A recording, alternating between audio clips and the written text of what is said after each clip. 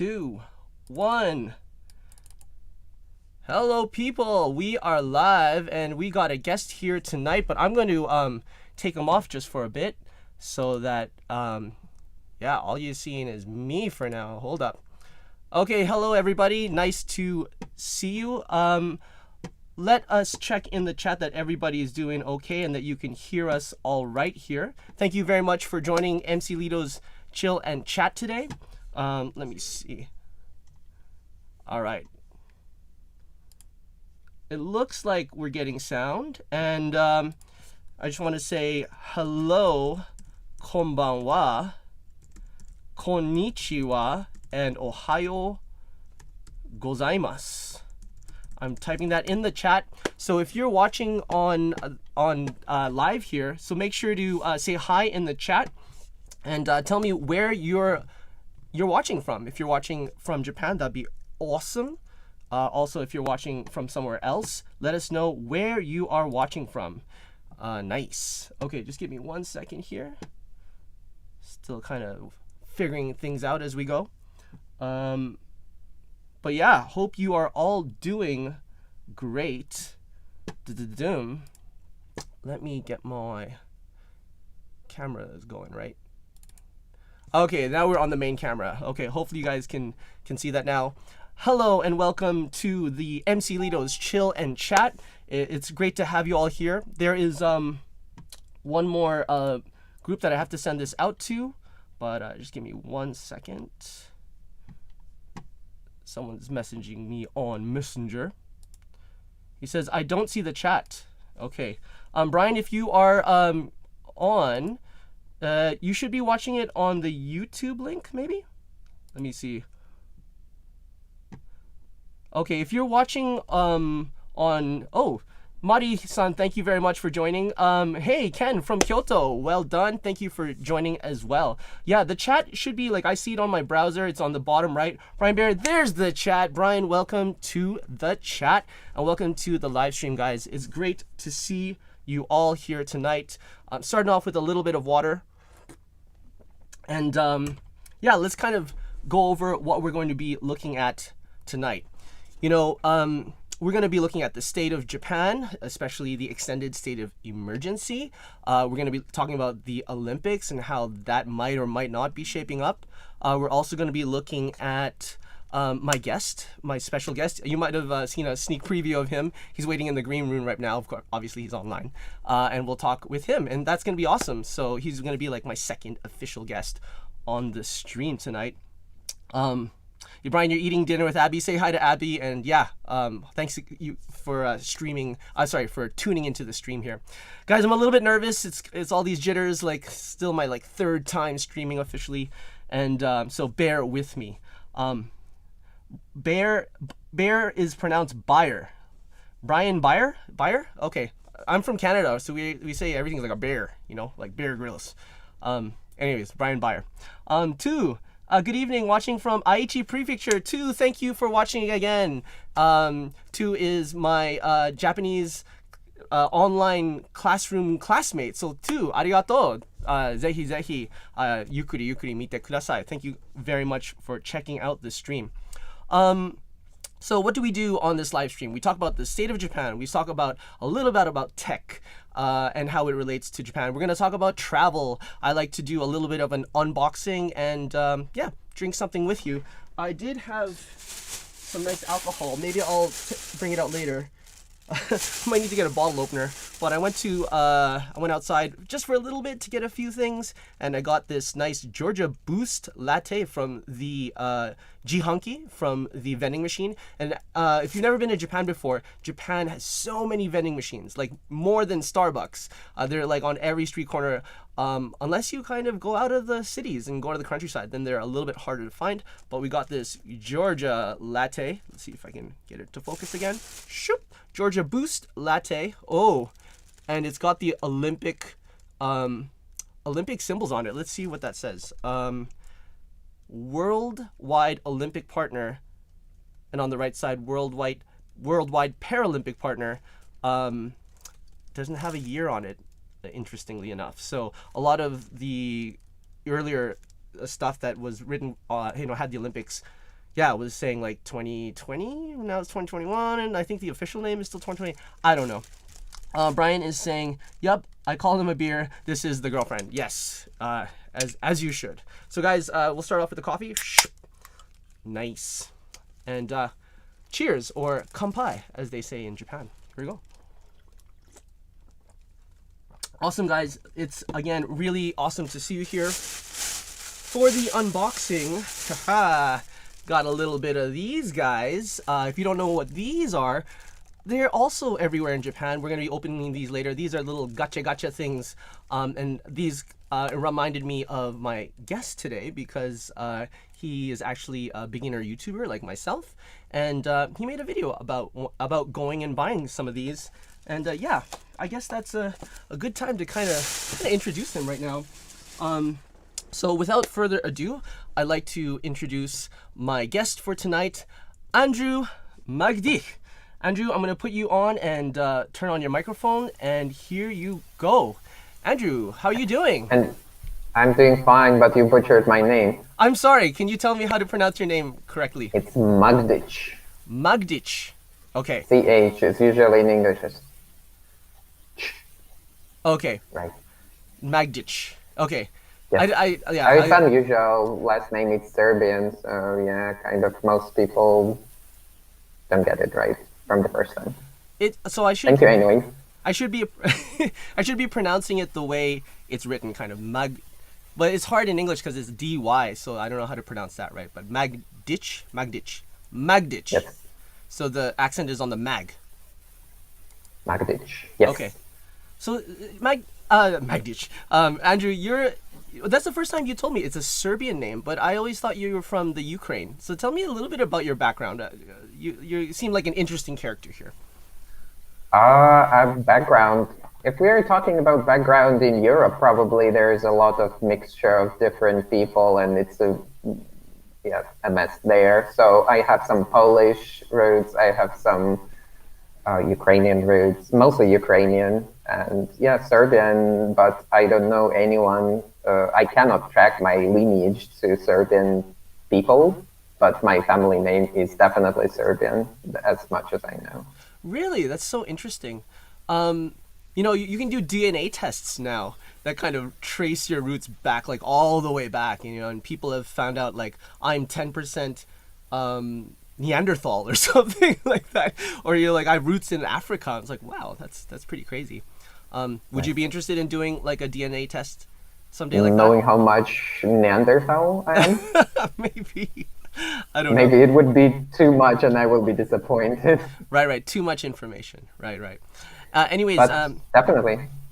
Andrew, let's talk to you about your background a little bit and how it relates to Japan. So, first of all, how long have you been living in Japan? It's been 3 years, more than 3 years, 3 years and a half. Okay, so just over 3 years, and you recently moved. I think you're living where, in Kobe now? Yes, I'm living around Kasuganamichi, so it's close to Shin-Kobe, uphill a little bit from the main line of trains. Right. And if any of the viewers have never been to Kobe, like Kobe is famous for having these hills, right? Like in lots of mountains. I kind of see it as like the San Francisco of Japan in a way, right? It's like beautiful ocean right there, and then you got the mountains behind you. So before that, were you living in the same area or a slightly different area? I used to live in Kobe 2 years ago, and 2 years ago we moved to Amagasaki, closer to my wife's university. She was studying in Osaka University. She got her master's degree, and we decided to move back because, Kobe is just nice. You just said it's San Francisco, so who doesn't want to live in San Francisco? It's true. Yeah, that's a good point. I have to admit, like, if I were to move, like, I live near Shinosaka right now. And have you ever been to my place in Shinosaka? Nope. I think we haven't had the chance, but maybe one day after I get it all cleaned up. Is this an invitation? Special invitation, yes. After all of this is settled and whatnot. But right, like if you've never been to Kobe, I'll bring a case of Corona to drink.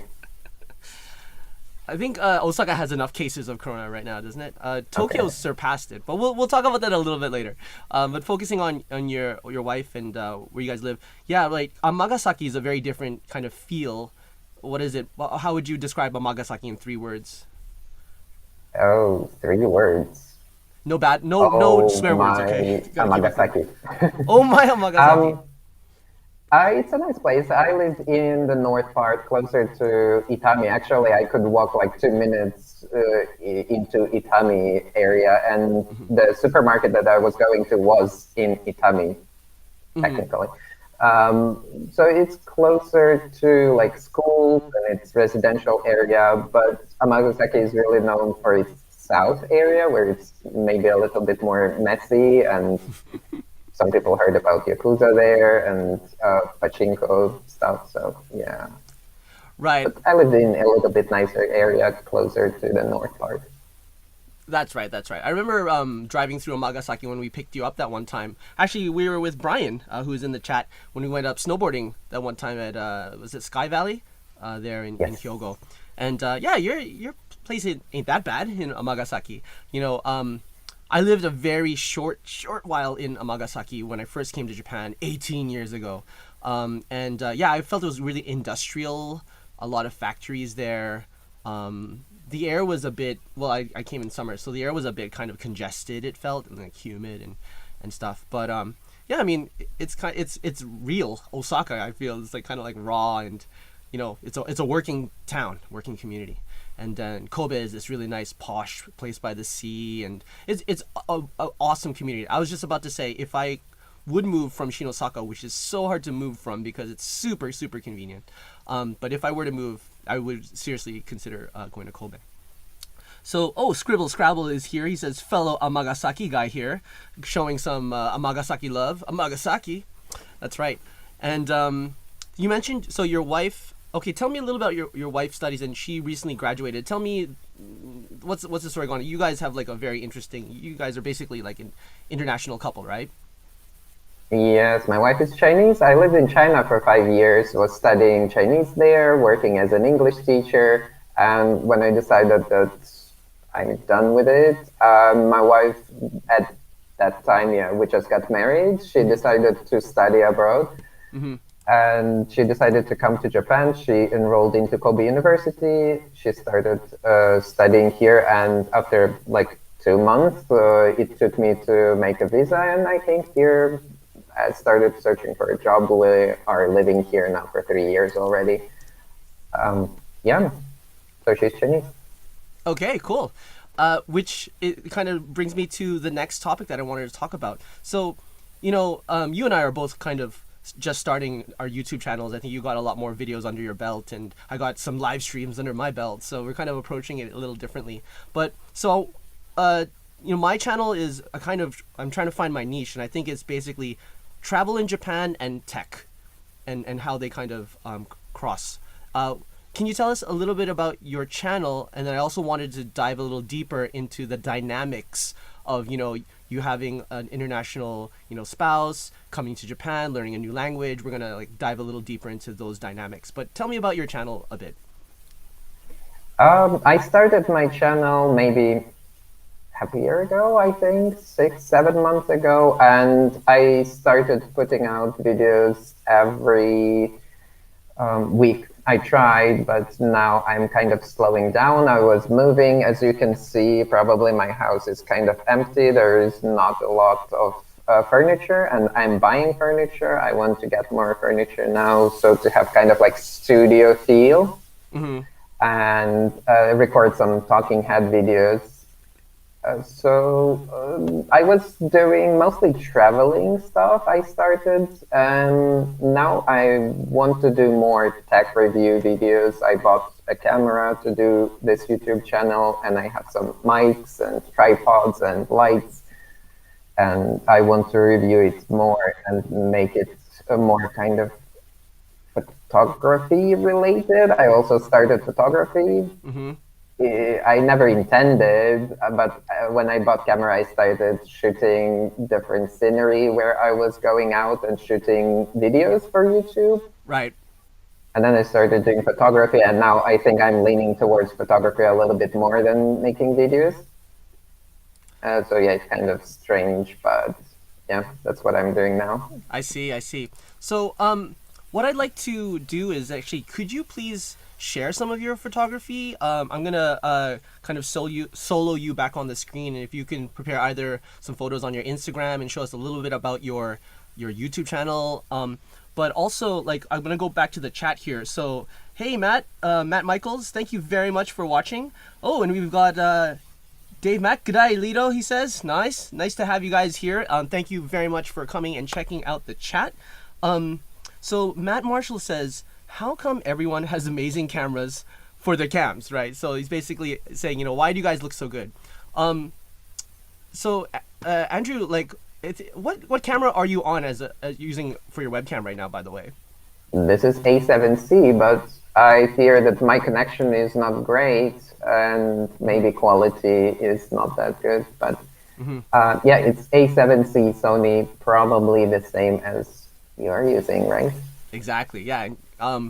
You kind of got it a little bit earlier than I did, and then I kind of jumped onto that. Before that, like, actually I'm going to show the chat another camera that I'm on. So I actually have, you know, Matt, just to let you know, like, definitely, like, using a DSLR camera or a mirrorless camera does really improve the image quality, you know, and we're kind of coming at it from a photography angle, right? So we're thinking about lighting, we're thinking about composition and whatnot. And I think if you want to, you know, up your game for YouTube, like, no doubt you can still do stuff with your iPhone or a webcam and stuff, but if you want to up your game, you're gonna have to invest a little bit of money. I'm gonna show you another cam that I use right now. So this is the Canon M15. I have it on the side here, and it's still pretty good. This was kind of my go-to webcam that I had for the last 2 years, and I bought it specifically for YouTube. And then the pandemic hit, and it's like, holy crap, I can use this as a webcam. But then you can see, you know, a little bit of a bump in quality when you go to a more expensive camera.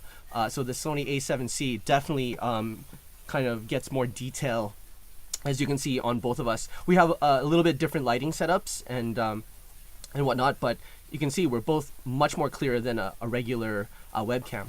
And yeah, hey, that's something that I think is a good. Oh, you just turned off your backlight, right? That's nice. Actually, that's quite moody. I think very cinematic. Are you color grading yourself live right now? But yeah, just to answer your question, Matt, if you have any questions about, you know, how to improve your video cam game, and you know, you're on a budget, like, definitely ask me, and I'll be happy to kind of send you some links or even make a video about it, you know, how to get started. You can even do stuff with your iPhone. In the end, you got to kind of master what you have right now. And then when you get more into, I guess, wanting to make more content or do streaming and stuff, then yeah, you might want to invest into a better camera. But start off with what you got, and then I will say this: lighting and lenses are everything, right? So it's like, you know, the actual lighting, you know, because we're painting with light, you know, that's how it is, right? And if you understand the basics, you'll get there. Matt Marshall says, hey, seems fine. 200k yen, yeah, 200,000 yen. Yeah, I'll be using my Note with Droidcam for the moment. Figure out if I want to go down the YouTube route. Basically, all makeshift for now. Yeah, and Matt, exactly, right? Like, that's the way to go. Like, that's what I recommend. Just start with what you have, you master it, make it look the best it can, and then if you want to dive deeper, then you're gonna probably want to investing. But you know, you don't have to get stuff brand new. Like, I want, you know, Andrew, I think this is your first real camera, right? I started with my phone. I owned OnePlus 6T that I bought like 3 years ago, and I started making videos with that. Then I bought a new phone, which is Google Pixel, which has pretty good camera, not sponsored. Although YouTube is owned by Google, so technically, maybe.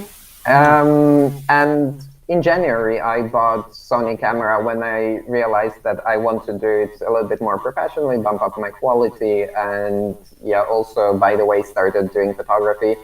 And yeah, that's what I was thinking when I was buying, and I think it's, yeah, great hobby. I gave up one hobby that was taking a lot of money, which was Magic the Gathering.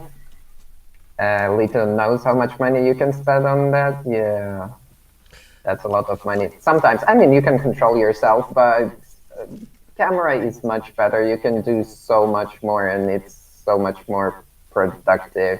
Yeah, that picture is great. Those are special Japanese edition of cards. That's the new one. Yeah, this strict. I don't follow anymore. I'm sorry. No, that's good. It is an expensive hobby, and like most hobbies are expensive, but Magic can be super expensive. But yeah, I mean, I just wanted this one card because I actually want to make a photo of this in real life. So if there are any models and people want to collaborate on this, that's later down the road. But I would love to go to a shrine and actually like, oh, sorry, this is a Wanderlust. I got this too, like just like 50 yen or something, just for the YouTube channel, right? You know, trips, travel and stuff. But yeah, if there's any people who want to go out there and collaborate and make this a reality, that'd be awesome. But I see what you're saying. So your priorities have shifted more from the gaming, you know, with cardboard to creating with photography and video, right? Yeah, it's probably a little bit more expensive if you put it in one-time investment, because Magic you can start cheap and go more expensive and spend like thousands or probably even millions of dollars if you really want on old cardboard, like vintage. But definitely this is more interesting. This has more perspective, like doing YouTube and doing photography. It's more enjoyable. I can grow in it. But Magic the Gathering is a very interesting, very cool hobby. But I mean, mostly I was spending money and not developing some like creative skills or having an outlet for my ideas or photography. Yeah, but now I do. Nice. Great. I know you're putting a lot of time and effort into this. I can see.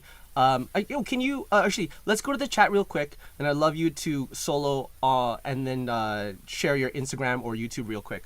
So let's go back to the chat. So Matt Marshall is saying, I'll be using NVIDIA Broadcast to fake the bokeh.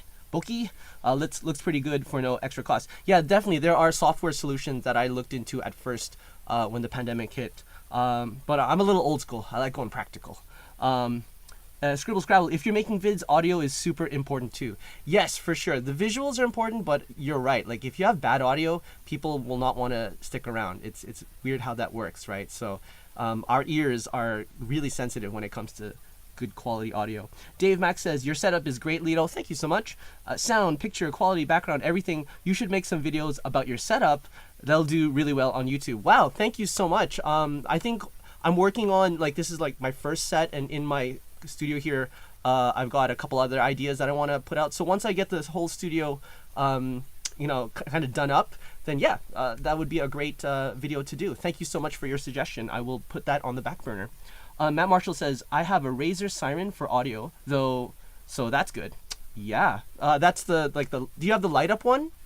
Is that the light up one? Is that the Razer? I know there's two versions of one for gamers, one that's like just red and one that's RGB. What method are you using to have the dual camera at such low lag? Seems pretty solid. Skype Zoom always looks terrible. Okay, so Matt, that's a really good question. I'm using a pro version of software called eCam Live, and it's basically Mac centric. It's for Macs. There are other more budget options there. I think there's maybe a free or a less pro version, but with this version, yeah, it's really flows well with Mac. They introduced this new interview software. Like I used to have people come on Skype and then enjoy. It was really troublesome. But as you can see, I think me and Andrew, first of all, we tested it out just before. Andrew, you're looking great, man. Like seriously, you look fantastic. Like we should do a skit sometime like this, like an intro skit next time you're on. But yeah, he's not lagging at all. I'm not on Wi-Fi. Are you on Wi-Fi, Andrew? Yes, I'm on Wi-Fi, but I'm thinking about getting the LAN thing. Yeah, the LAN cable. I'm on LAN right now. And I'm on an M1 MacBook Air right now, running this whole thing. Quack. Yeah. So me and Andrew is like, hey, I'm a Mac, I'm a PC. Do those type of skills. I really envy those M1 things because I was looking at some videos on YouTube and they're telling like fables that it's so cool. So yeah, but I don't know. I'm not switching to Mac. If you're switching to Mac, you're investing all, like you're buying everything. You're buying iMac, you're buying a MacBook, you're buying all this stuff, and it's expensive. That's a good point. Once you get into the ecosystem, you're kind of like stuck pretty hard into it. It's hard to kind of flip flop back and forth. But that's cool, man. You might not be a Mac user, and I have a Windows computer. I use it for gaming, okay? But we can still be friends. Let's all get along.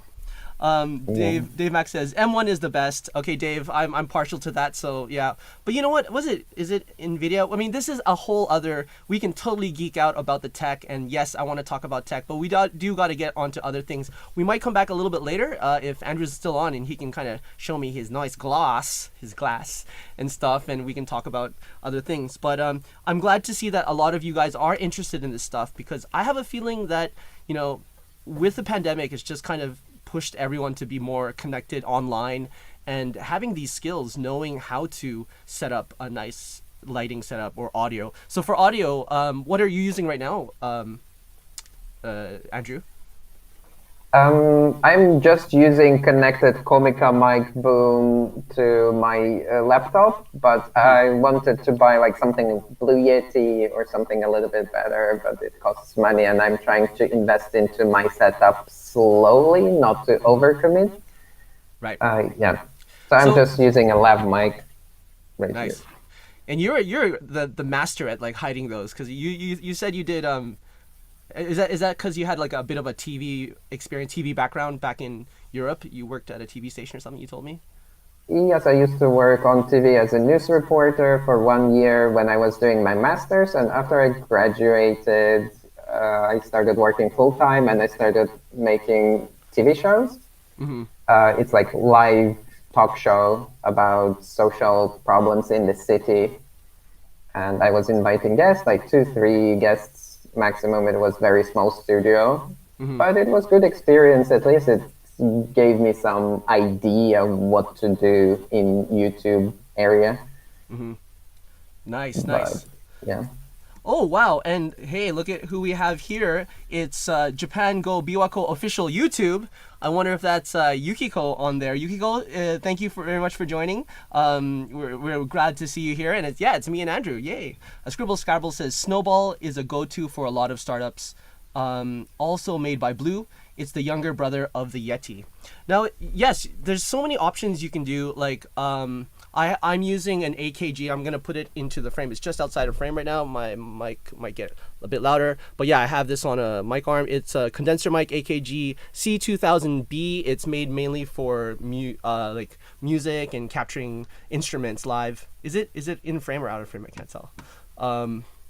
But yeah, it's pretty good. You just gotta kind of work the settings, and I have a one Apogee audio interface. Again, it's made for Mac and whatnot. But Andrew, you're also sounding really clear. If people don't know what the Konica one is, Comica, sorry, sounds like a Comic-Con, Comica. Yeah. Oh right, okay. So that's like a similar product to the Rode Wireless Go. Is that correct? Yes, it's kind of similar. So it comes with 2 receivers and one receiver and 2 mics. So basically, you can clip it on your camera on the hot shoe or cold shoe, and then just plug it in and talk into it, recording video. It's not that good for streaming. For streaming, it's probably better to have some big thing here as you have. But yeah, I'm thinking about buying that someday. Awesome. Yeah, upgrade when you can. So you're saying basically it's wireless going from your lav mic that to a receiver that is with a wire hooked into your computer that is taking in the audio. Is that how you got it set up?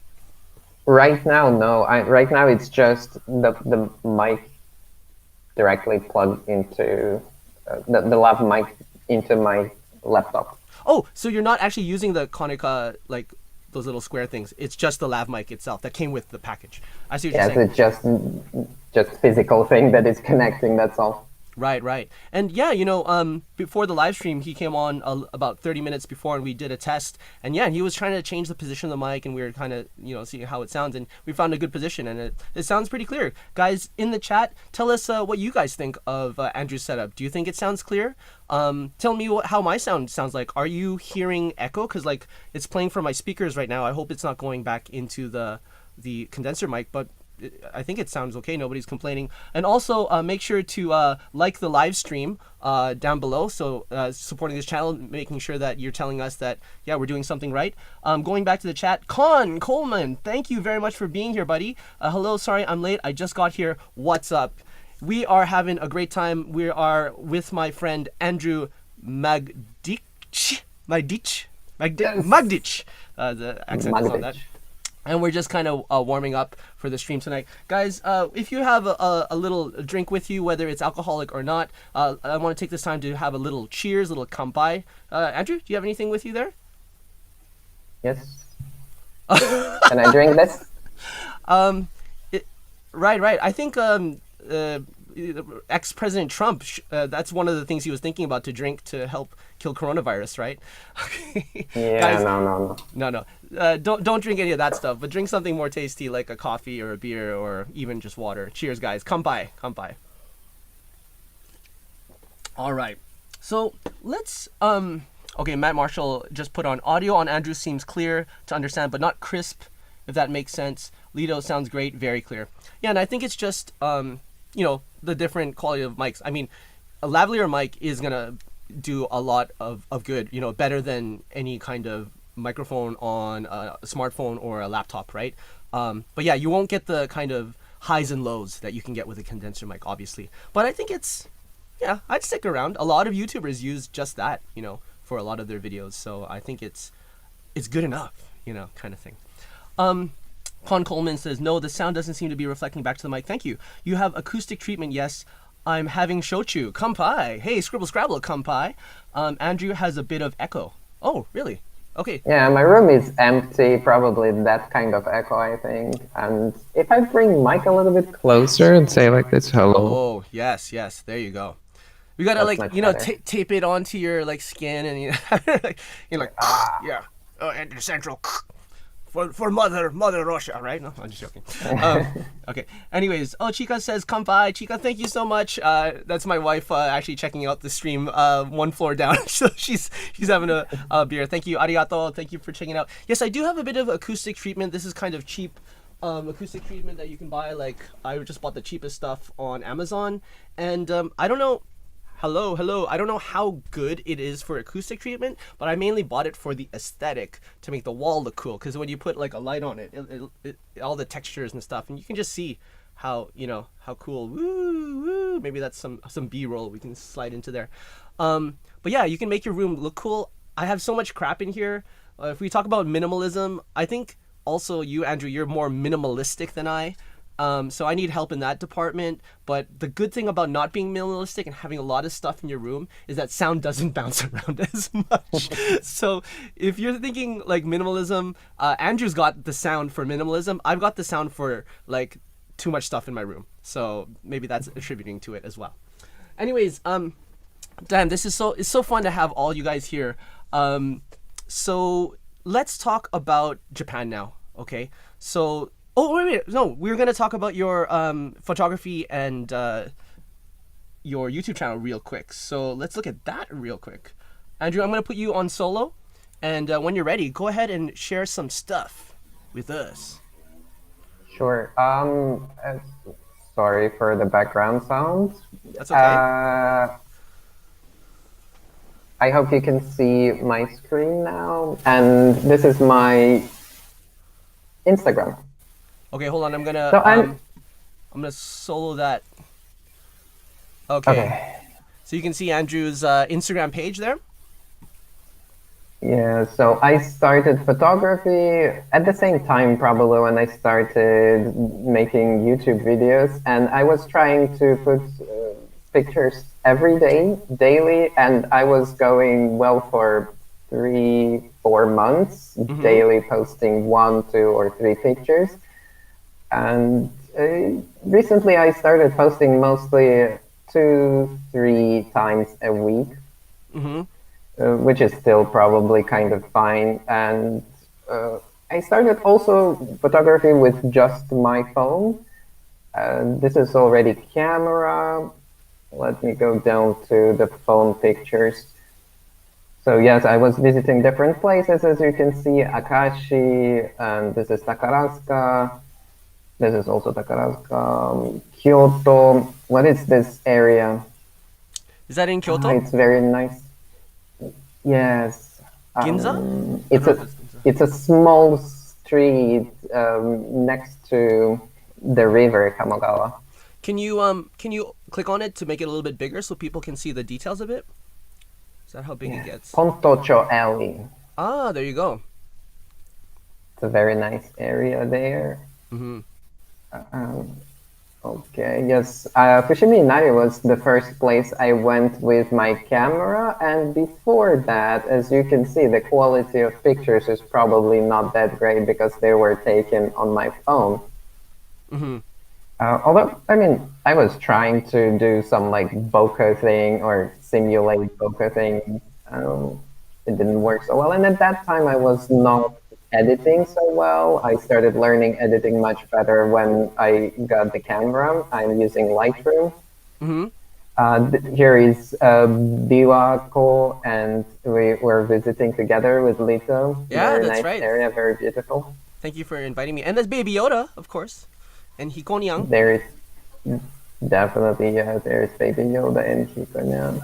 So before that, I mean, I was just snapping things around, and it didn't mean like really anything to me. It's just sharing world around me. I didn't think about color or any kind of contrast. This is my very first picture of my old pet hamster back in Ukraine. It's about 10 years ago, I think. Mm-hmm. Yeah. I'm gonna send people your Instagram link in the chat there, okay? So people can also check it on their screens if they wanted to. Thank you very much. Can you And tell? also my YouTube Mm-hmm. channel. That's what I should talk about, right? Yeah, please. That's what you meant. I have in my header my family name, Magdych, tag, photography, and vlog. I mean, it's a lie probably. I was making tech videos.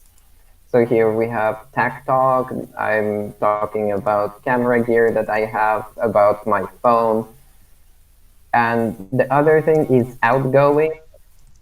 That is Mm-hmm. basically traveling around Kansai in different areas. As you can see, Byodoin Temple, Kitano Temmangu, Hozanji is a very nice area in Nara.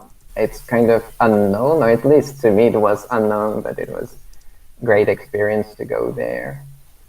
Nice. Yeah, so basically also I feel like I'm just starting out. I have 130 subscribers, and it was Woohoo! great experience just to have people talk to me from different places, like from the US, from India. They were contacting me and asking questions about camera, about places that I visited. So it's kind of great experience, but yeah, I'm hoping for growing my channel a little bit more and putting more quality content soon. That's awesome. Um, Con Coleman in the chat, by the way, just says, "Wow, I have 3 hamsters, and have had a mess of hamsters up until now." So I know you and your wife do have some pets, right? We have a rat, fancy rat, just the usual rat. They are very smart. They're very cute. Some people don't like their tails, but yeah, I think that they're very smart. It's very cute. And we have a sugar glider. Oh, nice. It's called Momonka or Momonga in Umonga. Japanese. Yes. Please help me. Yes. Yeah. Oh, sorry. And they are very shy, but they're also very cute. They look very cute. Mm-hmm. Oh, Momonga, that's awesome. Momonga is like a flying, a sugar glider. That's it. Not a flying Sugar squirrel. glider, yeah. Oh wow, so that's cool. I used to have like a whole farm back in Canada, like hamsters, gerbils, turtles, birds, 3 dogs. Yeah, we had the whole farm. But in Japan, I find it hard to have like a kind of like a dog. You know, I really love a dog. Me and Chico would love to have a dog sometime. How do you guys find it having all these pets here in Japan?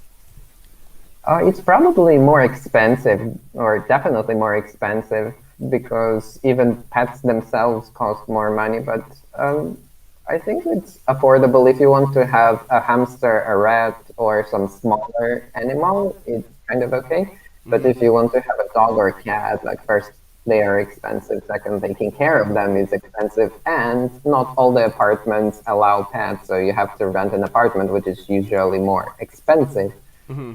that you in order to have a pet there. I see what you're saying. Yeah.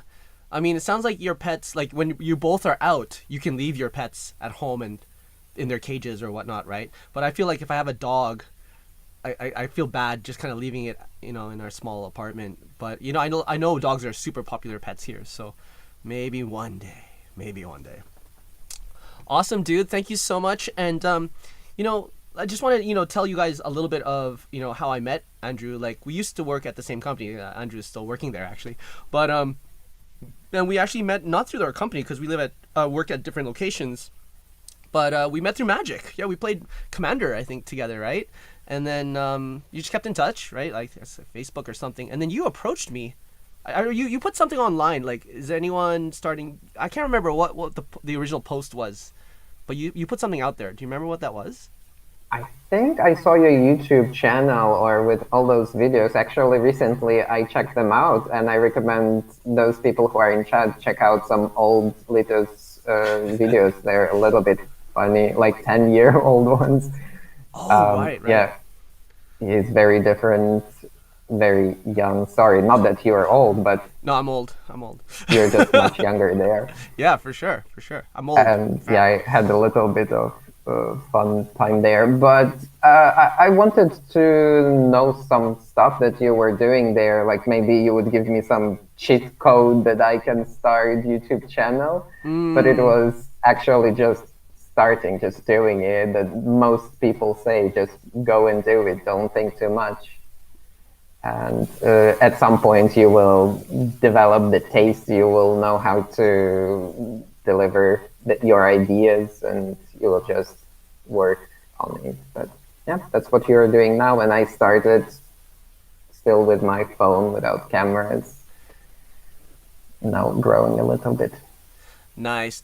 Like I think I said this to you before, but like that's what I like about you. You just kind of do it, right? You don't analyze it too much. And again, I'm kind of on the opposite spectrum. I kind of want to know all the ins and outs and study it and all the theoretical stuff. But yeah, I'm a bit of a. I've never thought of this. I'm kind of a bit of a perfectionist when it comes to some things, and it's stopping me from actually producing videos. But anyways, I'm starting with the live stream, so it's starting kind of messy, and I'm still working the kinks out. So it'll get there.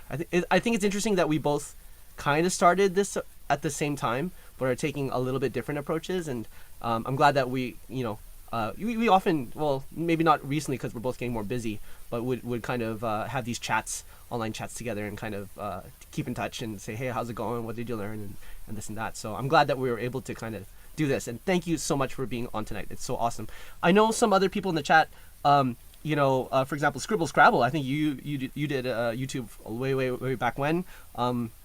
Maybe some other people are interested in doing YouTube or have a channel. In the chat, like, tell us your experience with YouTube. Are you guys interested in getting into YouTube or creative stuff? Andrew, if you could give your, when did we start? Is it January, December, last year? No, before that. I started putting out videos end of October, beginning of November last year. Again, it was my first video. I think I deleted it because it was so bad. I just went out to Nijojo. It was a beautiful place, but very bad video. It was choppy. I didn't know how to edit properly. And I think I just privated it or deleted. But my second video is still on. And I can check it out and tell you when was it. 1 second, sorry. It's okay. December 22nd? No, it's not this one. This is not the first one. Okay, I will find you and tell you. But roughly, at the end of last year, maybe October, November-ish? It was November, yeah, definitely. Okay, so maybe about 6 months ago. Now, here's an interesting question. Now that you have 6 months of experience under your belt, you know, there's ups and downs for sure. You've grown your channel a little bit in that time. What would you tell yourself, your 6 month self back then? What would you tell you to, you know, to give you encouragement or help you with your channel? Is there anything you would tell yourself? I probably would tell myself think on the content more rather than the picture. So because of the picture, I bought the camera and the like sound. I mean, sound is very important, and that's why I have lav mics. At that time, I didn't have anything, but yeah, definitely content is probably more important. That's what I'm thinking now. What niche to choose? Like where I should put my effort? Is it tech review? Is it travel? I made an interview recently, as you probably can see. Those two latest videos are an interview of one interesting person that I met thanks to my work. Nice. And yes, I don't know yet. Still thinking what to do, and probably the main thing would be think on the ideas, on the content, like what to tell people. Picture is probably not that important. The story is more important. It's interesting. You recently, and that's really good advice. I think I hear this a lot, like content is king, right? But then I've heard like from Sean Cannell on Think Media, but marketing is queen, you know, and she runs the house or something like that. So you can't forget about like promoting your stuff and getting the word out there. But let's go back to the chat before we dive a little deeper in here. Okay, so Matt Marshall is saying, Con Coleman says, okay, Matt Marshall, first of all, is freaking out about your sugar glider. He's like, sugar glider, nice. Con Coleman says, I live in the country, so having your dog, Black Shiba Inu, is pretty doable. Nice. I have a house and a yard. Oh, that's so awesome, Con. Yes, Con, Coleman, he offered like a cosplay katana when I was out in Shiga a couple of weeks ago with, in association with Biwako Visitors Bureau when you were in Shiga. Thank you for offering that. I might take you up on that a little bit later, but oh, what a beautiful place to live. Yeah, the size of your house and the garden and the nature. I'm kind of jealous, you know. Matt Marshall says, I'm looking at it. It's definitely up to the point of just do it. Damn it, Nike for being right. yeah, seriously, just do it. You know, start before you're ready. Start messy. Dave Mack says, I got serious with my channel in July, around the time you sent me a link to a YouTube channel challenge, Lito. I'm up to 7.3k subs now. Woo! Awesome, Dave. Cool. That is the best. So you gotta celebrate those wins. So Dave, please plug your channel, give us the link, put it in the chat so other people can check it out. I want to check out how you're doing, man. That's amazing stuff there, and congratulations for that. I'm looking for it. It's somewhere. Khan's looking for his cosplay katana. So, yeah, I mean, an interesting thing is, I thought about this from kind of a strategy point of view, and I want to ask you the same. Has your strategy or your way of thinking about YouTube changed in the last 6 months? Because I think when we first started talking about this, I was like, hey, I want to do this as a full-time thing. I want to see if I can kind of be a full-time content creator or whatnot. And you're like, I just want to be more like a hobby. Has your position changed in the last 6 months? Not too much. I want to have more time to do this, and I'm planning on how to make it work, like how to have more time. There are a few plans, but they are all time-bound. I need time. So right now I'm working full-time. I'm on a working visa for this company that I'm working for, and I basically cannot quit or move to part-time. So I need to wait for right time. And then I will just devote more time to this thing, to YouTube, and also filming setup, and I will go a little bit more professional. So I see this as kind of opportunity to practice my editing skills, my filming skills. Also develop my tech skills, technical skills, have better camera, have better sound, and then when I get all that set up, I can start doing it a little bit more professional, or not professional, but spend more time doing what I want to do, even without maybe big returns. That's really awesome. So you're not really thinking of it for, like to kind of leave your job full time, but it's more like you just enjoy doing it and you want to do it more and get better at it. It sounds like to me. Yes. Oh, that's great. That's excellent. You're putting more effort and energy into just kind of getting better. And yeah, that's totally awesome. So let's kind of shift. Oh, let's go back to the chat here. Con Coleman said, "Oh, he's still looking for his sword, I guess." Okay, let's go back to Japan for a second. We are in another extension of the state of emergency, right? So it went from it's supposed to end May 11th. It's till the end of May, and I think it's extended to more and more places in Japan, more and more prefectures. I think Hokkaido and a few other places. So, yeah. First of all, like, has this affected you for work? Also, for I know you and I sometimes go out and make videos and collaborate with other groups to do these videos. Has it affected your travel at all? Did you do anything over Golden Week? Let's talk about that situation for a second. I mean, probably not that much. People are not that afraid of COVID anymore. If we compare to last year, although cases are double or triple compared to last year lockdown, exactly this time, right? We had the lockdown thing and people were not going out. But now I think people just starting to get used to it and they are afraid of that. And I'm going out pretty much freely. I'm taking all the precautions. I wear the mask, I wash hands and do all that stuff, but still going to the places that I want to. I'm going on hikes, trying probably go to more safe places, like hiking around Kobe. Now it's very convenient for me. It's very close here. Mm-hmm. About 10-minute walk from my house, there is a trail to Maya-san. Nice. It's very nice place, and I went there. I took some pictures. Nothing awesome, but just a nice place to go to. We went to Arashiyama together with you. That's right. Maybe a month ago. Yeah, it seems like that. Yeah.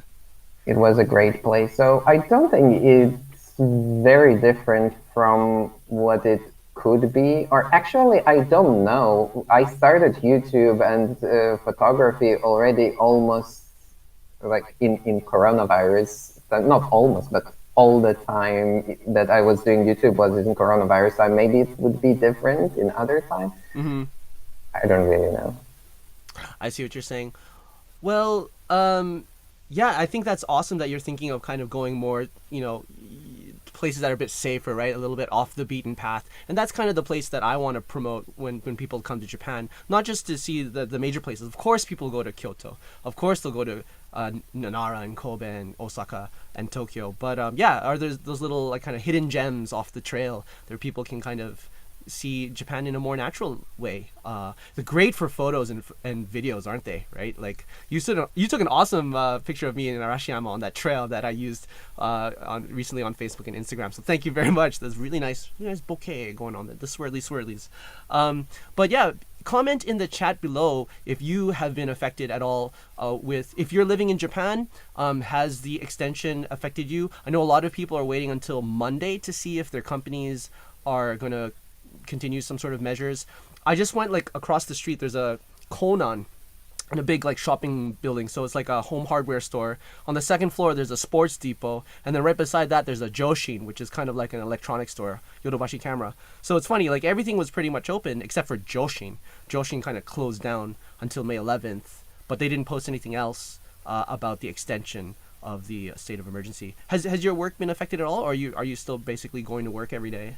Andrew? I'm working every day, and we have students as usual. We have all the lessons, and nobody like cancels or staying home too much. Yeah. Mm-hmm. I heard that some areas are suffering more than others, like more business areas where companies are closed and people are not going to those areas, and those schools or English teaching schools I'm talking about, our company, don't get as many students as before COVID. But our school is in more kind of residential area in Asia City. Mm-hmm. So yeah, people are just going as usual, I think, and they don't care too much. Really? Wow, wow. And I mean, I think it's hitting some businesses really hard. Some more than others. Like I think some businesses that serve alcohol are being asked to close. Department stores are basically closed. Um, yeah, it's and extending that for another, I guess, what, 3 weeks or so till the end of the month is gonna be very detrimental. But it's a hard thing in Japan. It's like you said, are people less afraid, or they don't really listen to the government as much as last year? Because every time they do a lockdown, it's kind of less and less compliant, right? Because there's no real hard lockdowns here in Japan. Whereas you look at other countries like New Zealand and Australia, who did really hard lockdowns, and they're like, I have some friends that I messaged tonight. They're like, "Oh yeah, we're going to a music concert." Like what? Wow, that's nice. Well, we're wearing masks and we're socially distanced and all. I'm like, oh, that's really great. I remember when it was able to go out and watch live music. But yeah, who knows? And then the Olympics again. Like we talked about this in the last stream, but there's starting to get a bit of pushback, more like heavy pushback. So, have you heard, like, there's a petition online on change.org where, like, last time I checked, it was like 200K. I think, Brian, you brought me to this. You showed it on Facebook, a post saying that like 200K people have already signed a petition to not hold the Olympics. I've seen pictures of, in Tokyo, a hospital that had been taking patients put a sign on the wall saying, our facilities are all full, please stop the Olympics. It's just going to spread things. There's a lot of, pushback now. And yeah, I don't know what's going on. It's still a bit unclear if it is safe to hold the Olympics or not, but there's a lot more doubt as we get closer with these spikes in cases. What's your take on it? Tell me in the chat. Con Coleman just says, test, ... Yeah, like if you test, you're going to know where it's at and hopefully do something more accordingly. Andrew, what do you think about this issue? I think if any country could do this safe, it would be Japan that could do the safest way. And if they will proceed, they will have Olympics, maybe without spectators, as they were saying. Maybe it will be streamed online. I think Japan is probably one of the best places to have this kind of situation. It might have been worse if it were in other countries. I'm not saying anything, but in Japan, they follow rules, and if they say we have to wear, or everybody has to wear masks, then everybody will be wearing masks. If everybody has to keep distance, they will be keeping distance. So yes, the rules will be not even enforced, but followed here definitely. So I think it's probably one of the best places to hold the Olympics in this kind of situation in the world. Okay, you make a good point there. Yeah, you're right. Like, kind of Japan's culture in general is more of a kind of compliant, usually listen to the government. But, on the other hand, with these, increasing cases, and each time they do a lockdown, it seems like it gets less and less compliant. I think everyone generally in the world is getting kind of corona fatigue, right? We're all kind of getting tired of the situation. We all want to get out. And, Golden Week just passed. And I know I've seen a lot of people online that saying, "Oh, I canceled I had a camping trip to go out in Shiga with a friend, and we canceled that for a couple of days." But I know people are dying to get out. I still see people traveling here and there, and you can't really the government can't really do anything officially right now. But I guess the onus is on the individual, it seems. Yeah, and Con Coleman just said it. Just test. Okay, so let's talk about a little bit of a different topic that I wanted to talk, especially with you, because you are a polyglot. I'm sorry if you don't know what that means. So that means that you can speak multiple languages, right? So There are obviously, different definitions of polyglot. Some, the most strict ones say it should be 10 languages to be called polyglot, but I don't consider myself a polyglot because I can speak just few languages on daily level. Polyglot probably should speak freely, maybe like 5, 10 languages, I think. okay. So what would we say? You're not a polyglot, but you're like multilingualist. I don't know what you'd say. Like you're not. You're more than two languages. I know that for sure, right? I was when I was growing up in my family. Most people probably don't know, but Ukrainian language and Russian language are fairly different. About 30% of grammar and vocabulary are different, so people can understand more or less. But if you want to have in-depth conversation in Russian and Ukrainian, people might not understand about 30%, and it might be a big issue in communication. Really? So I was growing up as bilingual, Ukrainian, Russian. My family was speaking Ukrainian, and I was living in the area where people were speaking Russian. So I was learning two languages simultaneously. How was your experience? You said you lived in China for 5 years. So, is that where you went next from the Ukraine, and the next place you basically lived was China? I lived for 1 year in Germany. When I was studying in university, I was studying teaching languages. So I'm basically a professional English teacher and also German teacher, but German was second language. That's why I decided to go for 1 year to Germany, and I lived there for 1 year, learned German. I could speak fairly well. Now I can understand a lot, but I'm not able to put sentences that easily together. I will need some time to put at least some comprehensible sentence in German. And I was studying English at school and university. And after that, I decided to go to China and study Chinese language. That's great. So you lived in China for 5 years. Would you say that you're pretty competent in Chinese now? I speak Chinese to my wife every day, and because, as I mentioned, she's Chinese, and it's just good practice for me not to forget Chinese language. I spent almost 3 years studying pretty hard. Chinese language is very difficult. It's a tonal language, and it took me only or 1 year to only get the sounds of it, like understanding the tones and reproducing them. Because before that, I couldn't hear difference between words that have different tones. They were similar to me, but teachers were kind of, no, it's a different word. You're saying a very different thing. I don't know. I don't see that. And after 2 years, I think I was speaking fairly well on daily basis. And then now I think I can communicate with my wife and communicate almost anything, maybe not in-depth discussion of politics or chemistry or something like that, but daily life definitely sufficient fluency. Yeah. That's great. Now, I'm asking all these questions and, kind of how it relates to our channels, because our channels are based in Japan. I want to do a little bit of language learning aspect, so to help visitors who come to Japan in the future kind of appreciate the culture a bit more. And I think you do learn a lot of culture through the language, right? So, a lot of people know basic phrases like konnichiwa and sayonara, and maybe if you watch anime, you'll know like yatta ne or kawaii or something like that. But to give a few more helpful expressions would be great. But from your point of view, coming from you've studied Chinese, and for a lot of people who don't come from that background where they have studied like a Chinese language that has a lot of kanji, right, the Chinese characters, does that make it easier for you when you're learning Japanese? I know not all the characters are the same. For me, that's my biggest hurdle. Like kanji is really tough, and I think a lot of people are in the same boat.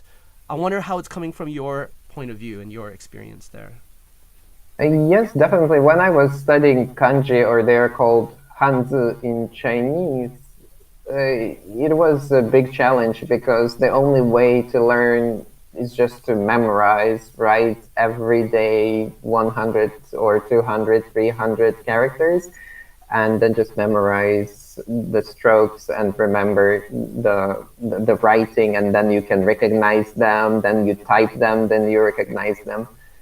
So yeah, it's just practice, practice, practice. It's difficult, but when I came to Japan, I think many are either similar or you can relate, because many Japanese characters are traditional Chinese characters. Mm-hmm. And in China, they simplified some of them, but many of them look very similar, or some elements are a little bit simplified, just fewer strokes. So it's very easy to switch your brain to understanding this is the same kanji, but just with a few different strokes, or it looks a little bit different. And basically, I can understand basic meaning of kanji, but there is also hiragana and katakana, which sometimes resembles English words like pasohon or some other borrowed words. But when there is like some particles, for example, I wouldn't understand unless I learn them what they mean. Mm-hmm. I see what you're saying. Right. So, that's interesting that you say that. Like, so it sounds like because of your Chinese ability and learning the kanji, it has helped you and aided you a lot more than someone who just has no experience with kanji, someone like me. Definitely. Nice. So you've been here 3 years and a half. And a lot of people don't think about this when it comes to learning a language. But okay, so it's funny. My experience was I learned Japanese a lot before coming to Japan.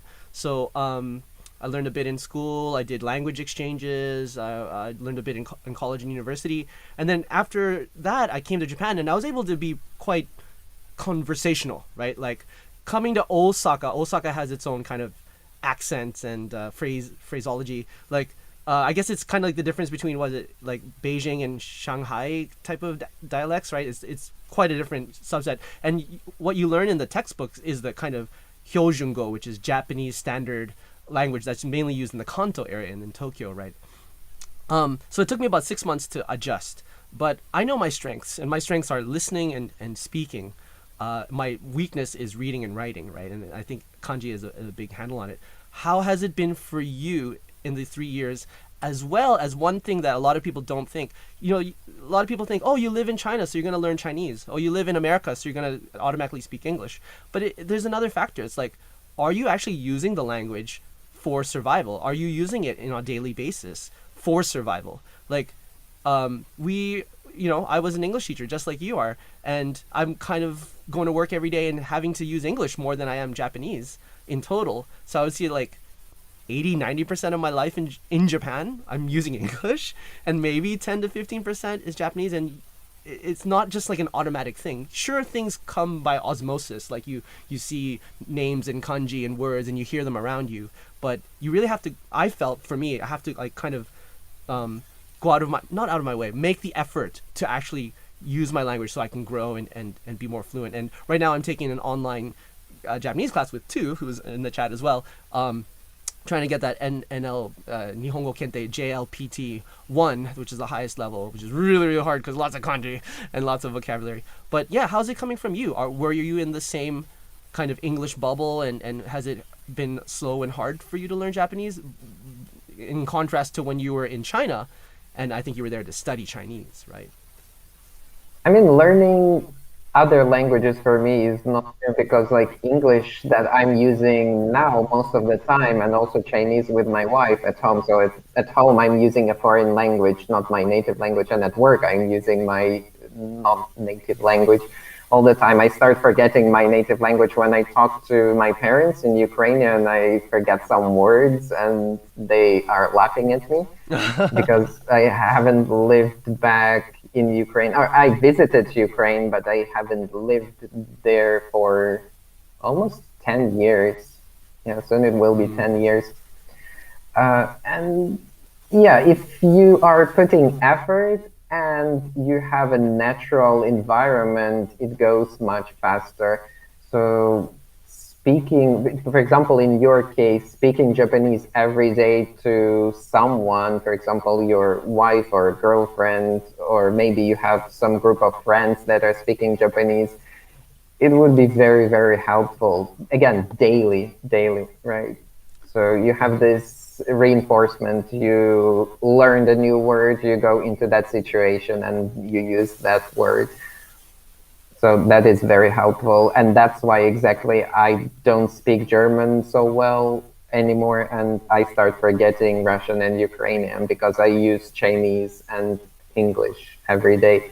My wife not just about half a year ago, she got her N1 JLPT. Nice, And congratulations. thank you. And most of the Japanese speaking, like life saving speaking, or when, for example, we need internet, or when we need to get some like city registration or something like that, most of the time she does, because she can speak really well, or at least way better than I do. So yeah, it's kind of a little bit soft spot, and I don't feel urged to learn Japanese, and my work is kind of busy. At least I'm justifying that, so I don't have so much time to study spoken Japanese. Right, right. I hear you, man. I hear you. I think we get busy and we're just like working, and that kind of takes a lower priority. And it's weird because you're living in that country where you would think you would do it. But anyways, thank you for sharing your thoughts there. I'd like to go back to the chat just for a little bit here. So wow, Con, thank you for writing so much. So you were talking a little bit about we'll go back to coronavirus a little bit. Con says, I've been working in public junior and elementary schools since corona blew up. The staff and students are mindful of preventative measures, so there haven't been any cases or anything. That's so good to hear, Con. I'm so glad to hear, because on the opposite hand, I'm hearing more and more people saying, yeah, there was a little bit of a cluster at my school, or my wife had a cluster at her work. And so I'm glad to hear that you guys are safe. However, social distancing is not a thing in elementary school. Students sometimes climb me like a tree. Con, I mean, I can't remember. Have we met in person? I have a feeling we have, but sorry if that's not correct. But you're quite a hefty guy. Like those kids are like really climbing you. Wow. And then I was testing my feed. It didn't work for a minute. Crying face. New current subject. It's like music. So now we're talking about language. It's like music in a way. If you learn lots of music from textbooks, you can have vast knowledge. But if you don't practice an instrument, you can't play music. Yeah, I think that's the theory. It's like talking about dancing. You know, how you want to be a better dancer? I'm just gonna read some books. Let's have a discussion about dancing. Yeah, you gotta dance. You gotta go out. So if you want to be a better speaker, you definitely gotta speak. And yeah, you're right. The music analogy is very applicable there. Thank you so much for typing that, guys. If you were finding this interesting and finding value from this, Andrew, can you say the little plug-in that YouTubers say?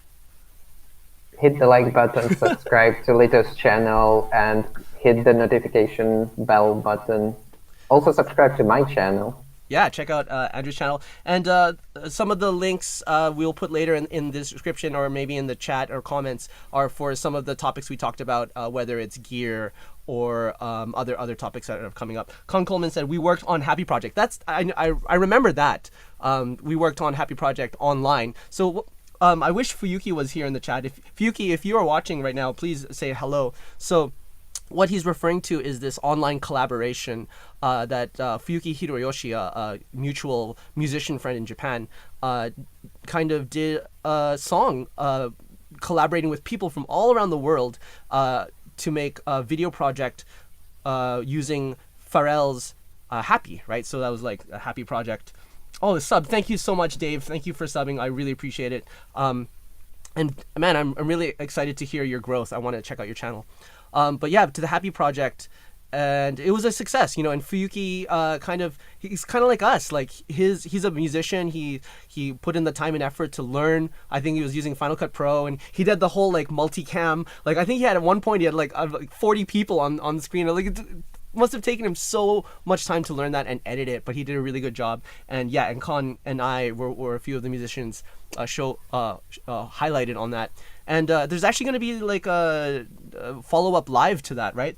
The YouTube hokey pokey. Yeah, basically. It was really fun. So we will find that a little bit later and put it there. But Fuyuki, thank you for doing that. And next week, Fuyuki is going to be live streaming a follow-up, maybe kind of like a reunion or something. I'm hopefully going to be involved with that. So make sure to check that out as well. Thank you guys for doing that. So what are we going to talk about next? Well, let's talk about minimalism. This is a weird topic that is kind of getting traction now. So Andrew, like, I look at you and when I talk to you about your stuff and like how you currently moved and you don't have a lot of stuff in your apartment right now, are you a minimalist? Have you thought of yourself like that? I follow this channel on YouTube, Magdych, and he's kind of 10-year-old minimalist. He's not 10-year-old, but he's 10-year-old minimalist. Mm-hmm. He started being a minimalist 10 years ago, and he is a filmmaker, like real documentary filmmaker. He's a producer, if I'm not mistaken.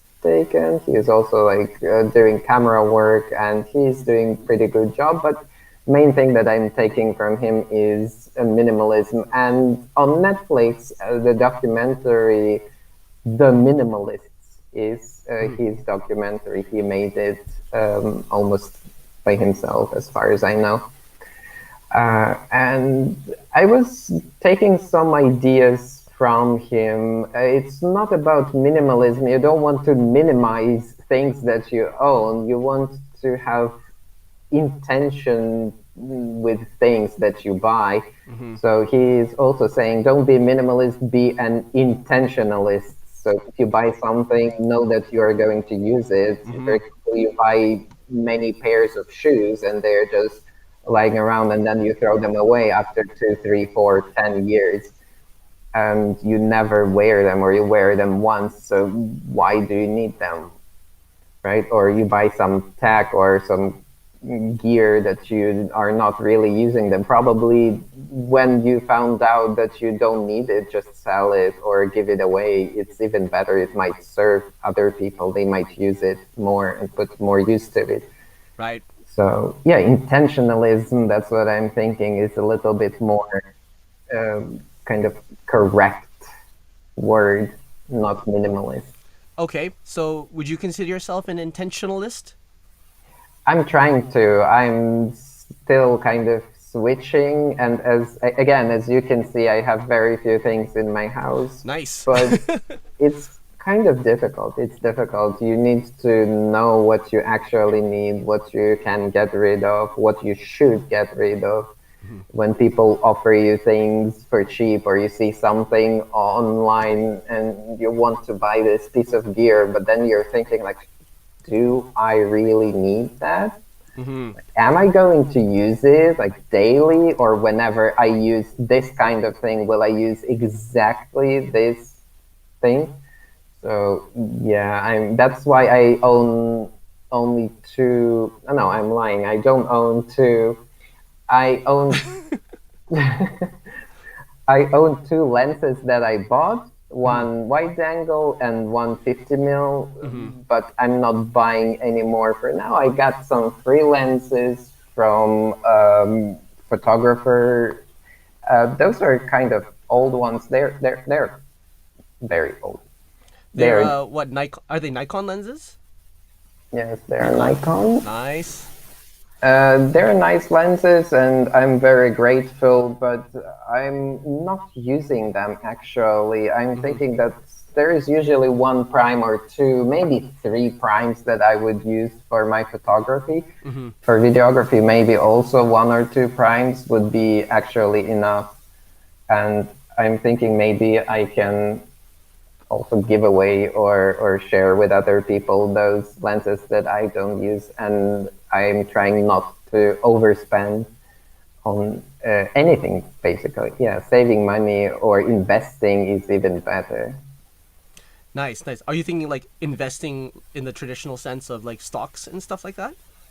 I was thinking about that recently as I started saving money some time ago, and I was thinking that I have money on my bank account, and most people, or those financial people, financially educated people, they say that money don't work and they don't bring any income as long as they're in the bank. So it's better to invest them or buy something. I was thinking about buying camera as an investment. And if I do some photography jobs, I will just do my hobby and I will get the investment back. So I get kind of like double win. Nice, nice. Yeah, I think that's an interesting kind of balance you have to, even if you're an intentionalist, right? Like the research I did on it is like it's not about depriving yourself. It's not about like saying, "Oh, I need nothing," but it's like being, yeah, like choosing exactly what makes you happy or what you really, really need, rather than just all the filler. And It's not like asceticism, right? right, right. It's not like, I'm gonna, give up all my worldly possessions and live in the woods, kind of thing. But it's interesting. Tell me in the chat if you guys have heard of minimalism or intentionalism, or if you're practicing that, or you totally disagree with it. I come from like a background where my parents were kind of like hoarders, not in like a collective sense, like, oh, I need every little thing. They came from a generation that grew up with not a lot of stuff, right? So like, if you get like a pasta glass, you buy pasta and it comes in a glass bowl with a lid, and and you finish the pasta, my parents would basically clean it out and keep the glass and the lid and then use it to put other things in there. I don't know if you can relate to that, but my parents were unintentionalism, like unintentionally hoarding stuff because, oh, I'm gonna use this in the future, right? Like, oh, this is gonna be useful, and it ended up cluttering the house, So like I come from that kind of background, and it's hard for me to switch over. And I think my wife is also kind of coming from that. We're kind of basically the same age, and yeah, I mean, I want to switch over to a sense of like clarity, and you might not buy a lot of things, but the things you buy are more valuable for you, or they give you joy, or they, like you said, investments. I definitely see spending money on a nice computer to make money from in the future, right? Like I'm investing a lot of stuff on gear. Oh, right, because gear doesn't matter, right? Sometimes it does, like I need at least a good camera to make YouTube videos that people want to watch sometimes, and a microphone. And there are minimum investments you can do, and there's more once you kind of put in the time and effort to make that into a profitable kind of business, right? I see what you're saying, and okay, let's look at what Matt says. Minimalism, I've heard of. Intentionalism is new. I'm casually trying to cut my apartment down to less stuff. That's great, Matt. You and I are in the same boat. I think you and I are like, oh, that's the cool newest device. Oh, that's like Rock Band drum kit. Like I have all this crap around me that I don't use. So like I'm kind of embarrassed when people come over, and I don't want to be like that. I want to be like you, Andrew. It's like, okay, let's fold up a cardboard box. We need a chair right now. Not to that point, but comfortable where it's like, yeah, I can walk around without having to move stuff around, or I can find stuff within 5 minutes. But there's Talking. oh, sorry, go ahead. Sorry. Talking about minimalism, I think we should minimize number of people on this stream. I think I have to go. Oh, okay, awesome. Well, Andrew, I want to say a big thank you. Thank you so much for gracing us with your presence and being here on the stream. You were a wonderful guest, and we'll be in touch soon, and hope to see you in the future. Okay, so guys, say a big thank you to Andrew Magdych. Did I get it right this time? Okay. Nailed it. Yeah, and we're going to put more info on his stuff in the description a little bit later, or in the comments. Make sure to check out his channel and Instagram. Good luck to you with all of your creative endeavors. Let's collab again sometime, okay? Definitely. Thank you very much for inviting. It's really nice to talk to your audience, and please also check out my channel, subscribe to it, check out Lito's channel and subscribe to it, right? Hit the like button on all the videos. You can go around to all the videos he'd like, and it will help his channel a little bit. It doesn't take much time, but he will be very happy. And again, yeah, let's do something together another time, definitely. Sounds Thank good. you for inviting me. You're very welcome. You're great. Thanks, Andrew. Have a great night and talk to you soon, man. Bye. Okay, thank you, comrade. Everybody, that was Andrew. Thank you so much for being on and being part of tonight's live stream. Guys, what do you guys think about Andrew? Kind of cool guy. Khan says, it's a pleasure to meet you, sir. Very, very quaint of you. And Dave Mack says, cheers, Andrew. So Andrew, best of luck, and thank you for coming on again. Guys, I'm going to be streaming for a little bit longer, and it's just me and you now. Haha, got you right where I want you. Yeah, thank you guys for sticking around and, throwing all the likes here and there. I want to have this conversation with you. How about you and your stuff? Is your stuff controlling you, or are you controlling it? Matt Marshall, you said you want to pare down your stuff. I saw a really cool challenge called the Minimalism Challenge, where it's a 30-day challenge, like a 1 month challenge. And what it is, it's pretty simple. So on day 1, you find something to either get rid of, throw away, sell, donate. It's out of your life. Day 2, 2 things. Day 3, 3 things. Day 4, 4 things. And you see where that goes, right? So it's cumulative and, +1 every day. By the end of it, you're going to have like more than 200, maybe 300 more. I don't know. Lots of things that you're going to pare down. So that's a pretty cool challenge. Thank you, Andrew. And Marty says he is cool. Andrew is a cool guy. You guys really should check out his channel more and support us beginning YouTubers here in Japan. So, yeah, guys, are you down for trying the minimalism challenge? I think I'm gonna try to commit to this. I've got a lot of stuff I can get rid of. I don't know if there are more rules. Like I have all these magic cards, so I don't know if getting rid of one magic card counts as one thing and this counts as 2. I don't know if that's cheating or whatnot. But I think the intention is real. So yeah. Having said that, I'm very far away from my minimalism goals, but it's something I always think about and wanna get better at. What I like to do on my live streams is I also like to kind of talk about tech, which we talked about. So if anyone has any questions about tech, if you're interested in upgrading your game, like I said, I'm using 2 cameras right now. Let me see if I can bounce between them. Let's see. Okay, I have to do it manually here. So this is the Canon M50. We have a little bit of a different angle there. Then we have the Sony A7C compact full frame camera. And then, yeah, your smartphone. I could connect my smartphone, which I'm not doing right now. I could connect it and download a special app that allows my computer to know what's going on, and then I can use either this camera on the back or the front-facing camera. Usually this camera is a little bit better, and yeah, I've been using this to make kind of YouTube unboxing videos. I have it on a little, let's see if I can put it, a little top-down thing that I got off of the net, like wish.com. A little top-down thing where you can, it's got a little iPhone adapter or smartphone adapter here, and you put it on, and yeah, get a top-down view of things. And some of this stuff is expensive and some of the stuff isn't, and I think you can just start really cheap when it comes to upgrading your online presence and whatnot.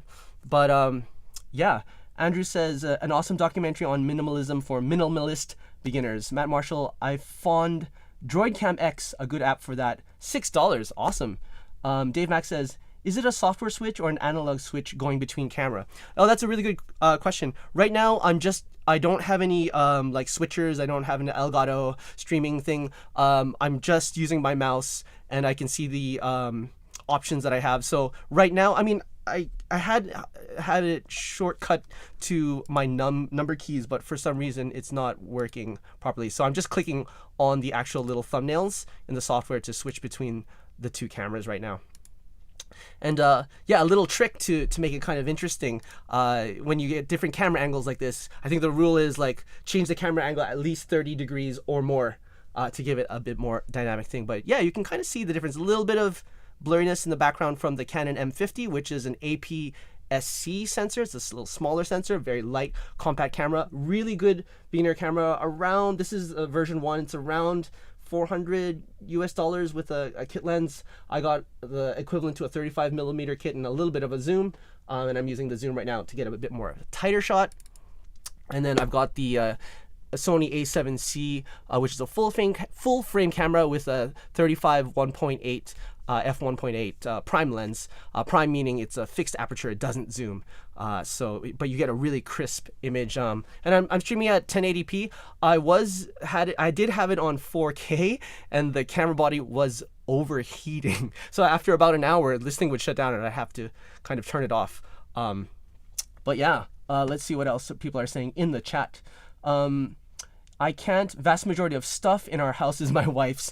I hate shopping. I also have literally no money. My wife has all the money and she likes shopping. Khan, it sounds like you are in the typical Japanese married relationship where the wife is like the money manager, right? She's the bank basically, and she has all your money. Good points and bad points. In my relationship with my wife, I'm actually the main banker, which I don't think is a good thing, but I don't know if she's going to be better than me. But yeah, I do all of the finances, and I am spending a lot of money right now, but it's all on, like what Andrew said, investing into what I want to do, this kind of career change into a more creative content, creative full-time videographer kind of thing. So I do write everything down, and with the intention of making that money back and hopefully, turning this into a full-time thing. Matt Marshall says, I'm currently testing that on my Samsung Note. Awesome. Touch Portal is good for a Switch using your phone. Good app. And Con, thank you. You're just going, yep, that's right. Yeah, I think switchers are kind of really popular, having a hardware switcher there. And what's the one? The ATEM? Is that the one that's really popular in Japan right now? So it's basically like plug and play. There's no software. You can see it all there. I think Fuyuki used it on his last stream that he did a couple of weeks ago, and he uploaded a photo on Facebook showing like all of the different circles. So everyone's got their own configuration. Again, maybe one day when I decide to get more into streaming and need a kind of a hardware peripheral, I will look into some sort of Stream Deck. But for now, it's all just kind of software switching and whatnot.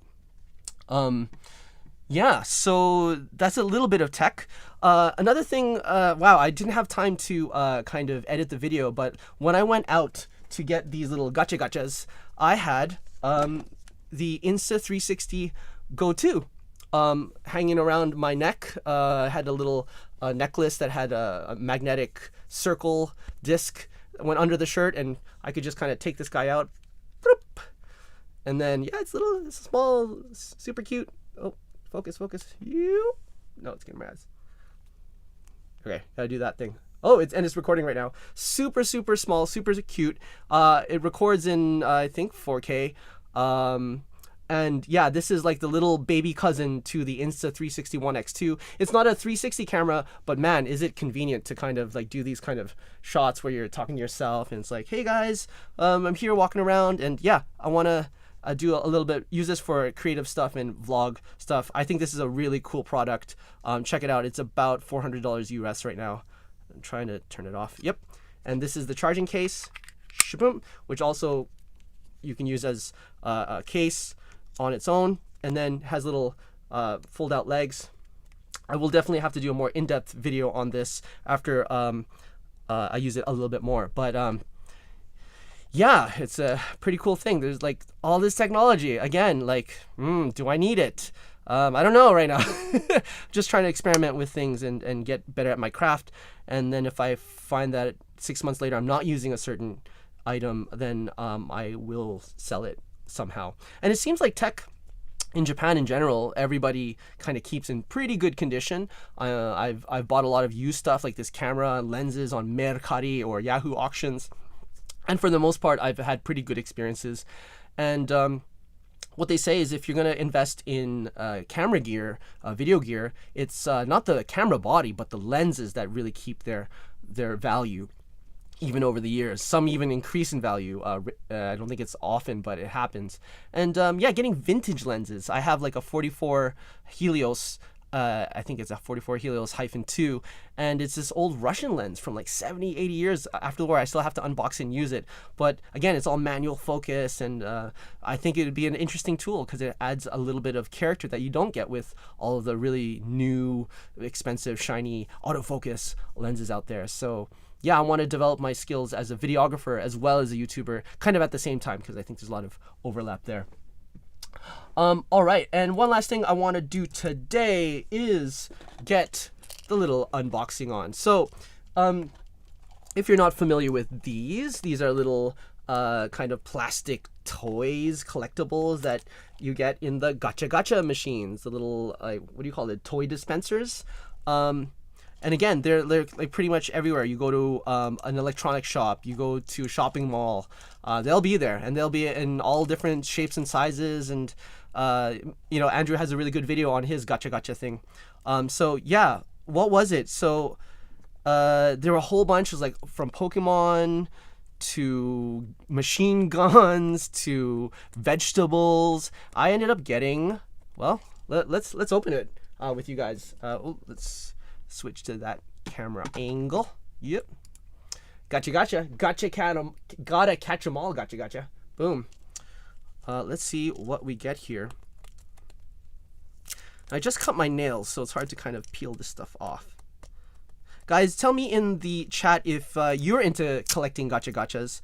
I mean, you know, I did talk about minimalism earlier, and you know, I've got these little Star Wars bear brick guys in the background, which I unboxed one last week. I got a lot of stuff, and I don't want to hang on to this for too long, honestly. It's mainly just to kind of show you a little bit of, yeah, what you can find in Japan. If you are into this stuff, what type of stuff are you into? If you're not into it, yeah, just that's fine. Let me tell you. Whoa, tell us in the chat. Whoa, I don't know if you can see that. Pokemon pinball table machine thingy. Wow, okay, let's set this up. So that's the actual pinball thing. I think these are the legs, and another set of legs here. Khan says, little tech point, ventriloquist Jeff Dunham did a little tour of his house studio during lockdown. His camera of choice was an iPhone 10, maybe an 11. Yeah, hanging around his neck with duct tape. He said it was the finest camera for the purpose. Totally, Khan. I think there are smartphones are so good nowadays. And I totally agree with him. Honestly, I'm rocking a iPhone 7 Plus. It's still old and it still does me well, and it's fine. Yeah. For sure. That's like the duct tape around here and like first person point of view. I think that's the predecessor to this guy. I don't think you really need this. It's just a kind of new thing out there. But everything has its place, you know. And they say the best camera is the one. There's two maxims. The best camera is the one you always have with you. So like everyone has their smartphone. And the other maxim that I heard recently is the best camera is the one that you master. So whether it's a smartphone or this little guy or a full frame mirrorless, really get to know your equipment and master it before you're stepping up, I think. Okay. Wow. How do I? There are instructions and wow, stickers. I don't know if I'm gonna put all the stickers on the live stream. But yeah, I got this because I've never personally seen Pokemon pinball, and recently Star Wars pinball for the May 4th event was released, and that looks really cool. I have an Oculus Quest that I need to kind of download that onto.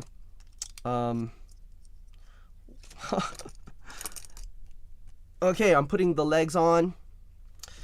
I don't know if this is the right way to do it. I'm not going to read the instructions. I'm just going to go for it.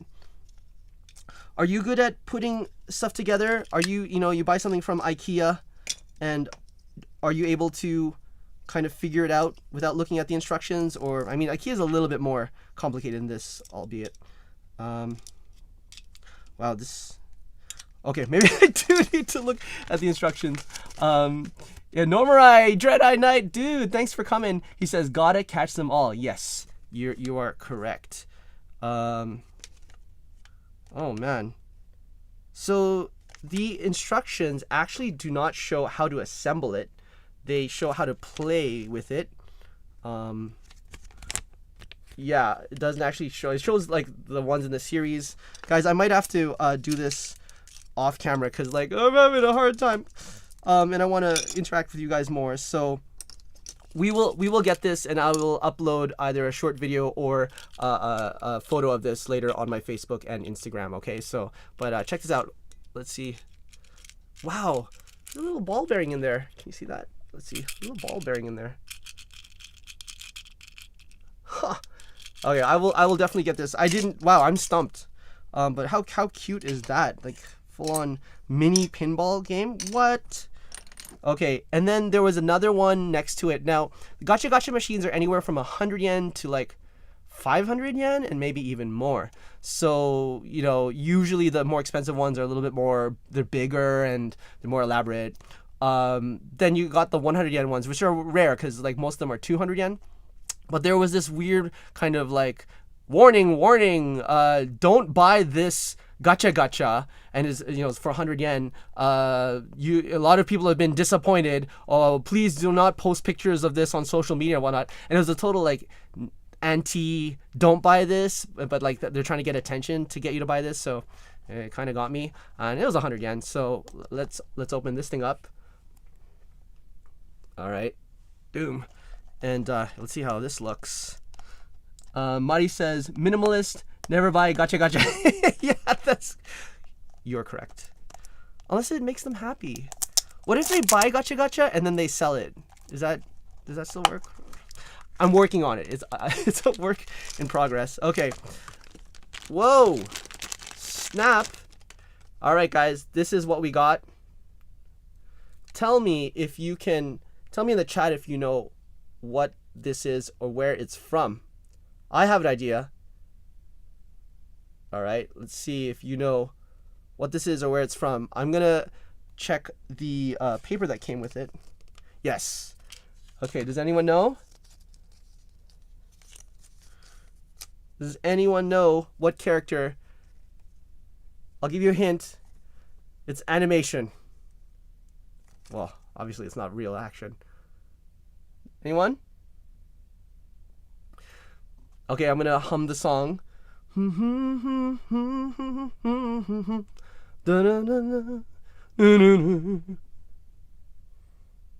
That's right, Matt. You got it. You are the winner of the name game of this. It's from Frozen.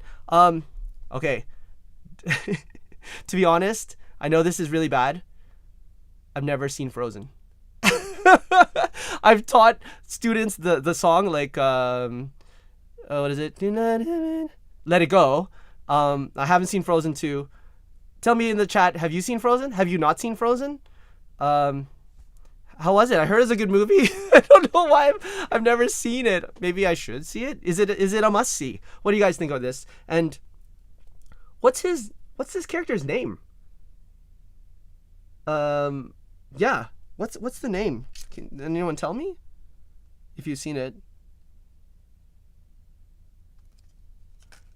It's a really ugly Olaf. Do I win it now? Matt, if you want this, it's yours, man. I have no connections to this since I haven't seen it. It's an ugly Olaf. Olaf.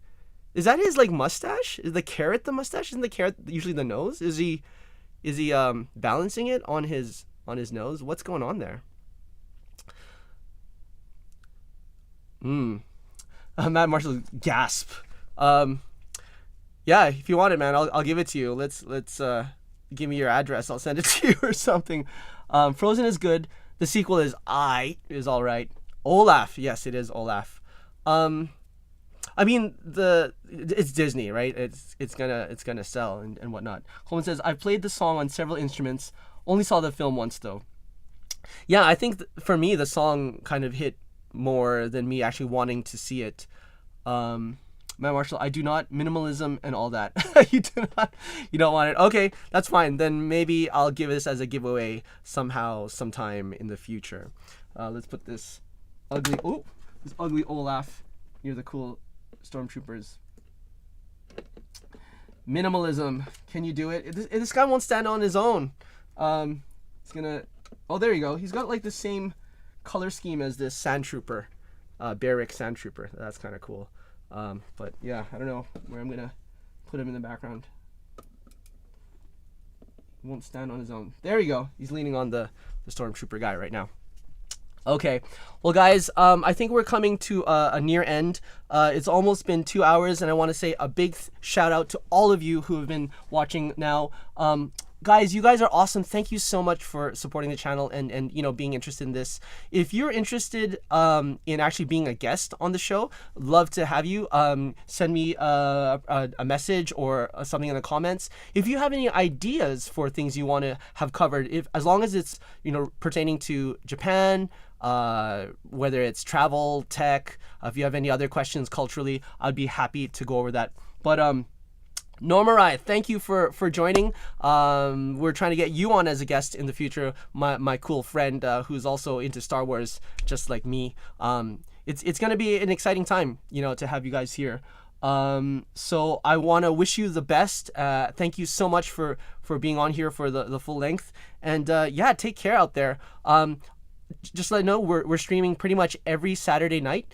Check out Fuyuki's stream if you know him or not. I'll also kind of push that out a little. I think it's happening next week.